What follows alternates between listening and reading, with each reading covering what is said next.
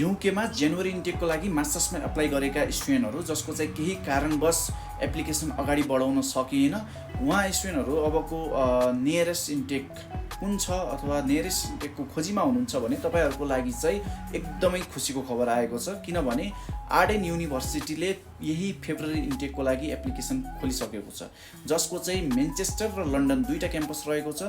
London क्याम्पसको चाहिँ fee 13,500 pound रहेको छ भने मेन्चेस्टर क्याम्पसको फी चाहिँ 12,500 रहेको छ। अनि एकाडेमिक्स रिक्वायरमेन्टको कुरा चाहिँ 4 इयर्स ग्याप चाहिँ एक्सेप्ट गर्छ, जसमा चाहिँ 55% अथवा 2.4 GPA चाहिँ हुनुपर्ने छ। आइएलएसपिटीको कुरा गरेर चाहिँ आइएल्समा 6 नट लेस देन 5.5 अथवा पिटीमा चाहिँ 59 नट लेस देन 59 भए पुग्छ। यदि तपाईँहरूसँग आइएलएसपिटी पनि छैन भने तपाईँहरूलाई एमओआई बेसमा विथआउट आइएलएसपिटी पनि मजाले अप्लाई गर्न पाउनुहुनेछ।